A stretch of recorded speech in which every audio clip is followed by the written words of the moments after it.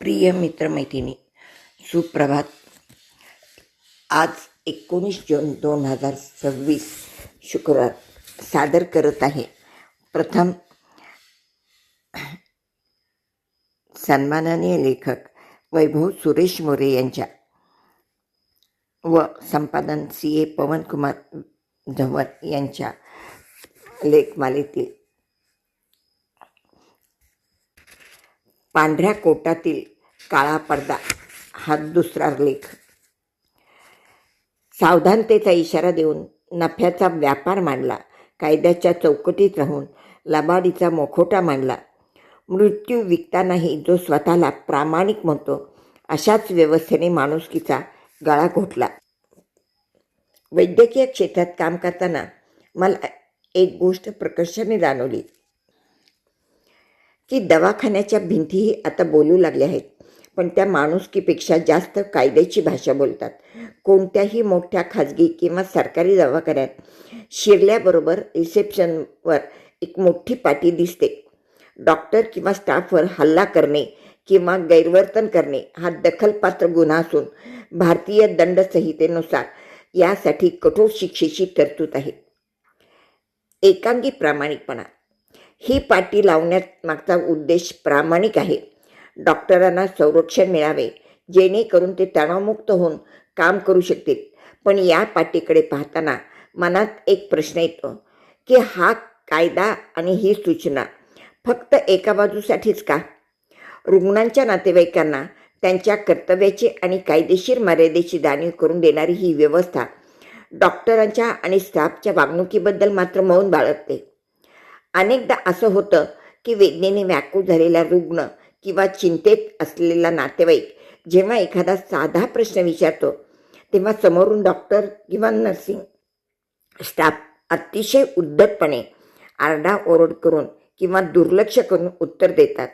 कधी कधी तर रुग्णाला अपमानास्पद वागणूक दिली जाते. अशावेळी कोणता कायदा लागू होतो?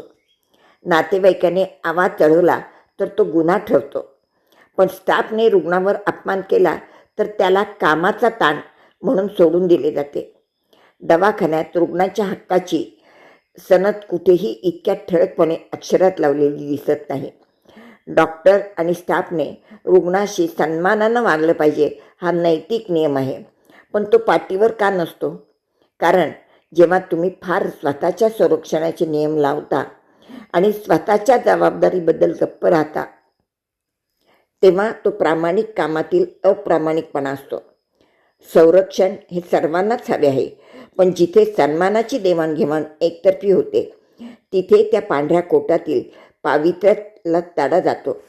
नियमांची ही दहशत रुग्णाला सावध करण्यासाठी कमी आणि त्याला दबवून ठेवण्यासाठी जास्त वापरली जाते की काय अशी शंका येते. भय आणि दडपण. नियमांची मानसिक भिंत. दवाखान्याच्या दर्शनी भागात लावलेली ती कायद्याची पाटी केवळ माहिती देण्यासाठी नसते, तर ती रुग्णाच्या नातेवाईकावर एक प्रकारचे मानसिक दडपण निर्माण करण्यासाठी असते. आधीच आपला जवळचा माणूस आजारी असल्याने नातेवाईक घाबरलेला असतो. त्यात त्या कठोर कायद्याच्या भाषेमुळे तो अधिकच दबून जातो. हे दडपण अशा प्रकारे काम करते की जर डॉक्टर किंवा स्टाफने रुग्णाकडे दुर्लक्ष केले किंवा काही चूक केली तरीही नातेवाईक आपल्याकडून काही बोललं गेलं तर डॉक्टर केस करतील किंवा रुग्णाकडे दुर्लक्ष करतील या भीतीने गप्प बसतो. इथे प्रामाणिक कामाचा अप्रामाणिकपणा असा आहे की संरक्षणाच्या नावाखाली एक अशी भिंत उभी केली जाते जिथे रुग्णाचा आवाज पोहोचूच शकणार नाही. कायद्याचा धाक हा शिस्तीसाठी असावा, पण जेव्हा तो दडपशाहीसाठी वापरला जातो तेव्हा तो लोकशाही विरोधी ठरतो. माहितीचा अभाव व्यवस्थेचा सर्वात मोठा फायदा. कोणत्याही क्षेत्रात जेव्हा समोरच्या व्यक्तीला त्याच्या हक्काची माहिती नसते, तेव्हा ती व्यवस्था त्या व्यक्तीला सहजपणे गृहीत धरते. दवाखान्यात स्टाफवर हात उचलला तर काय होईल हे लिहिले असतं, पण रुग्णाचे अधिकार काय आहेत हे कुठेही दिसत नाही. रुग्णाला हे माहीत नसतं की त्याला आजाराबद्दल सविस्तर विचारण्याचा पूर्ण हक्क आहे स्टाफने त्याच्याशी सौजन्यानेच वागलं पाहिजे. हा त्याचा नैतिक अधिकार आहे. उपचाराचा खर्च आणि पर्यायी उपचारांची माहिती मिळवणे हा त्याचा हक्क आहे. हा माहितीचा अभाव जाणीवपूर्वक ठेवला जातो का? कारण रुग्ण जेवढा माहितीपूर्ण असेल तेवढा तो प्रश्न विचारेल आणि प्रश्न विचारणारा रुग्ण व्यवस्थेला नको असतो. माहिती लपवून किंवा ती ठळकपणे न मांडून रुग्ण आणि डॉक्टर यांच्यातील दरी वाढवली जाते. हा माहितीचा अप्रामाणिकपणा आहे. निष्कर्ष: सत्तेच्या पलीकडचा सेवाभाव. शेवटी वैद्यकीय पेशा हा केवळ एक व्यवसाय नसून ती एक सेवा आहे. ज्याप्रमाणे डॉक्टरला संरक्षणाची गरज असते त्याप्रमाणे रुग्णाला सन्मानाची आणि संवादाची गरज आहे.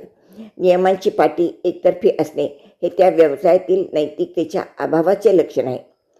खरा प्रामाणिकपणा तेव्हा दिसेल जेव्हा डॉक्टर आणि स्टाफला कायद्याच्या शिक्षेपेक्षा आपल्या कर्तव्याची जाणीव जास्त असेल. दवाखान्यात जितक्या ठळकपणे शिक्षेचे नियम लिहिलेले आहेत तितक्याच ठळकपणे रुग्णाची सनद आणि प्रतिसाद केंद्र असेल. रुग्णाचा नातेवाईक हा आरोपी म्हणून नाही तर सहकारी म्हणून पाहिला जाईल. नियमांचा धाक दाखवून मिळवलेली शांतता ही खरी शिस्त नसते. खरी शिस्त ही परस्पर आदरातून येते. जोपर्यंत हॉस्पिटलच्या भिंतीवर रुग्णाशी प्रेमाने वागणे हे आमचे कर्तव्य आहे ही पाटी मनापासून लावली जात नाही तोपर्यंत आरोग्य क्षेत्रातील हा प्रामाणिक कामातील अप्रामाणिकपणा संपणार नाही. सेवा की संगनमत. वैद्यकीय क्षेत्र हे देवदूतांचे क्षेत्र मानले जाते, परंतु आजच्या नफेखोर युगात या क्षेत्रालाही अप्रामाणिकपणाच्या वाळवीनं ग्रासलं आहे. एक रुग्ण जेव्हा डॉक्टराकडे जातो तेव्हा तो केवळ शरीर घेऊन जात नाही तर एक विश्वास घेऊन जातो. पण जेव्हा हा विश्वास विशिष्ट मेडिकल स्टोअर आणि अनाकलनीय लिपेच्या आड गहाण ठेवला जातो तेव्हा खरं वैद्यकीय प्रदूषण सुरू होतं. डॉक्टरांची सांकेतिक लिपी एक नियोजित चक्रव्यूह. डॉक्टर जेव्हा प्रिस्क्रिप्शन लिहितात तेव्हा ते अक्षरे नसून काहीतरी गूढ सांकेतिक खुणा असल्यासारखे वाटते.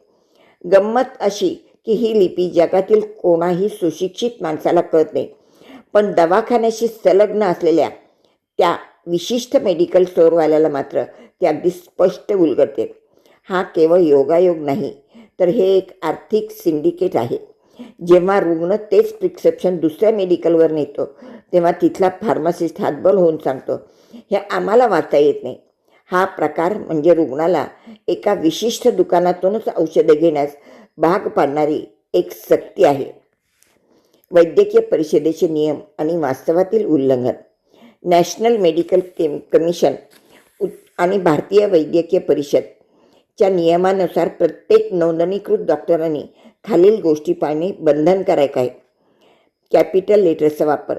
औषधाची नावे स्पष्ट आणि कॅपिटल अक्षरातच लिहिली जावीत जेणेकरून रुग्णालाही ते वाचता येईल. जेनेरिक नावाचा आग्रह.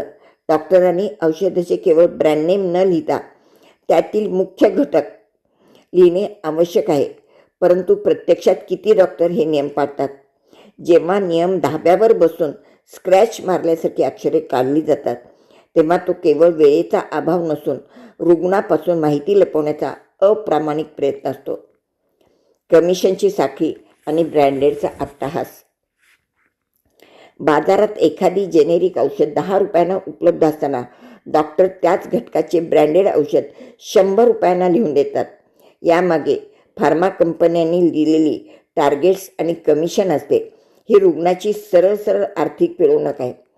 रुग्णसेवा हा धर्म असला तरी आज डॉक्टर आणि मेडिकल स्टोअर यांच्यात संयुक्त विद्यमाने धंदा सुरू झाल्याचे विदारक चित्र दिसते. कायद्याचे कवच कोणाला? डॉक्टरांवर होणारे हल्ले रोखण्यासाठी डॉक्टर संरक्षण कायदा आहे, तो असायलाच हवा. पण रुग्णांच्या अधिकाराचं काय? जर अस्पष्ट लिपीमुळे मेडिकलवाल्याने चुकीचे औषध दिले आणि रुग्णाचा जीव गेला तर त्याची जबाबदारी कोणाची? कायद्याची भाषा फक्त एका बाजूला संरक्षण देणारी नसावी. या व्यवस्थेत रुग्णांना खालील हक्क आहेत जे माहीत असणे गरजेचे आहे. माहितीचा हक्क. आपल्याला कोणते औषध दिले जात आहे आणि त्याचे दुष्परिणाम काय असू शकतात हे जाणून घेण्याचे अधिकार रुग्णाला आहेत. प्रिस्क्रिप्शनची निवड. रुग्ण त्यांचे प्रिस्क्रिप्शन कोणत्याही मेडिकल स्टोअरवरचे नेण्यास स्वतंत्र आहे. त्याला ठराविक दुकानांतूनच औषधे घेण्याची सक्ती करणे हा कायदेशीर गुन्हा आहे. पारदर्शकता, चाचण्या आणि उपचारांचे दर फलक हॉस्पिटलमध्ये लावलेले असणे अनिवार्य आहे. गोपनीयता, रुग्णाच्या आजाराची माहिती त्याच्या संमतीशिवाय सार्वजनिक न करणे हे डॉक्टरांचे कर्तव्य आहे. निष्कर्ष, जेव्हा डॉक्टर माणुसकीपेक्षा मेडिकल स्टोअरच्या कट प्रॅक्टिसला महत्त्व देतात तेव्हा तो प्रामाणिक व्यवसायातील अप्रामाणिकपणा असतो.